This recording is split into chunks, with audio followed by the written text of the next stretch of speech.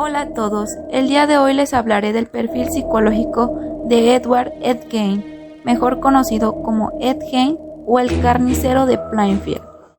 Ed Gein nació el 27 de agosto de 1906. Fue hijo de una madre fanática religiosa que despreciaba a su débil y borracho marido. Cuando ambos discutían, que solían hacerlo con frecuencia, el hombre se emborrachaba y golpeaba a sus dos hijos frecuentemente. Desde el primer momento la vida de Edward Gein estuvo completamente dominada por su madre, quien se había prometido a sí misma que su hijo no sería nunca como esos hombres ateos y alcoholizados que veía a sus alrededores. Seguía una disciplina muy dura, castigando a sus hijos e era incapaz de darles el consuelo y el amor de una madre. Ed Gein no tuvo contacto con otros niños, pues todo el mundo suponía ante los ojos de su madre eran una amenaza para la pureza moral de su hijo. Así, durante 39 años, hasta que la mujer murió víctima de un ataque al corazón, dejando tras ella un hombre dependiente, reprimido y solo en un mundo que apenas comprendía. Ed Gein era un asesino desorganizado debido a que no ocultaba ni se deshacía de los cuerpos de las víctimas.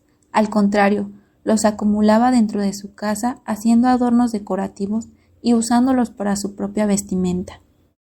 La motivación de este asesino es la de vidente, ya que sufría esquizofrenia y comentó que escuchaba la voz de su madre aún estando muerta, lo que muy probablemente quiere decir que al momento de buscar a la presa estaba presentando una serie de alucinaciones.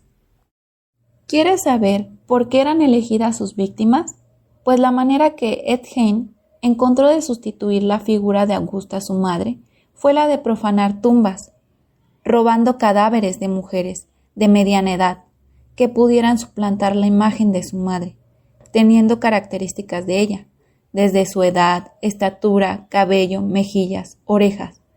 Es por eso que buscaba mujeres de la edad de su madre, que era mediana edad, para así poder tener un poco de ella. Ahora vamos a analizar al asesino desde el modus operandi. ¿Quieres saber qué es el modus operandi? El modus operandi se refiere a la manera o método que ha utilizado el asesino para cometer sus crímenes, es decir, las acciones y conductas que el autor o sujeto activo ha utilizado para cometer el delito. Es por medio de algunas fases.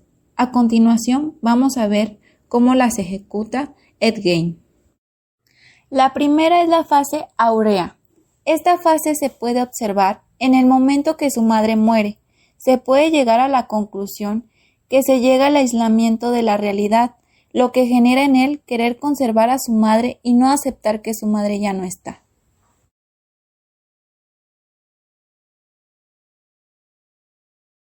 La segunda es la fase de pesca. Ed Gein, para seleccionar a sus víctimas, miraba la sección de esquelas de muertos del periódico local y seleccionaba a las víctimas en base a características que tuvieran relación con su madre. Asimismo, a las dos mujeres que vivían y decidió matarlas tenían rasgo de su madre. En este se puede observar que miraba a las mujeres y las perseguía para así saber dónde iban y cómo poder cazarlas. La tercera es la fase de seducción. Aquí se puede observar que se hacía pasar por un hombre inofensivo, se ganaba la confianza de las personas del pueblo, haciendo trabajos para ayudarlos, para que así no se percataran de lo que en realidad era, un asesino. Asimismo, invitaba a sus víctimas a salir en forma de coqueteo. En este caso a las mujeres les hacía así como insinuaciones de ¿quieres salir conmigo? Y las invitaba a salir. La cuarta fase es la de captura. Ed Gein salía en la noche en busca de sus víctimas, en una camioneta color roja, a donde se dirigía al panteón y las desenterraba, sacándole las partes que más le gustaban de ellas. En una camioneta roja transportaba los cuerpos y llegaba a su hogar. Asimismo, a las dos mujeres por las que se le inculpó, las siguió hasta el lugar donde trabajaba, dándoles un disparo en la cabeza. Asimismo, las subía a su camioneta y las llevaba a su hogar. La quinta fase es la del asesinato. Ed Gein colgaba a sus víctimas en su granero y les cortaba la cabeza.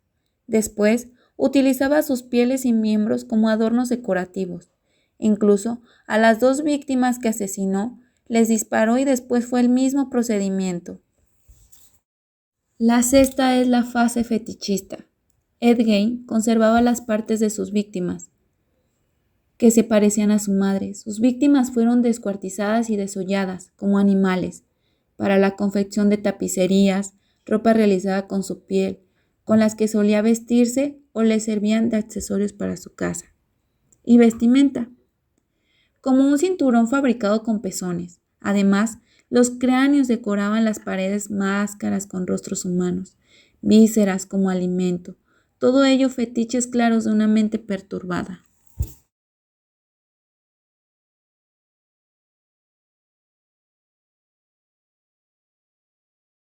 Para terminar, voy a dar unos datos importantes. Como podemos ver, tras la presentación, la madre fue la causante de que sufriera un alejamiento de la realidad social, al apartarlo de amigos por temor a que le contagiaran sus pecados. La idea de impureza de las mujeres que su madre le fue inculcando le crearon una imagen despreciable del sexo opuesto, focalizando la idea de la mujer ideal en su madre. La educación basada en el castigo y la falta de afecto familiar le provocaron un sentimiento dual de amor-odio, muy difícil de gestionar. Esta confusión de la identidad femenina luchaba contra su propia fisiología, produciéndole una fascinación y curiosidad tal que a menudo le motivaba vestirse con ropa de mujer. Como pudimos observar tras la presentación, Ed Gein actúa mediante el dictado de alguien del más allá, en este caso su madre fallecida. Aún seguía dirigiendo su vida y le obligaba a acabar con las mujeres que creía impuras. Ed Gein solo reconoció una víctima, alegando que el resto eran cadáveres exhumados al día siguiente de su entierro. Así es que Ed Gein tan solo se llevaba a casa los cadáveres junto con sus pertenencias, para así posteriormente usarlas de decoración para su casa. A Ed Gein se le identificó con un trastorno mental irreparable. Fue internado de por vida en un centro psiquiátrico donde paradójicamente demostraría siempre un comportamiento modélico, aunque nunca pudo ser liberado debido a que los psiquiatras mantuvieron siempre el diagnóstico de trastorno mental considerado peligroso.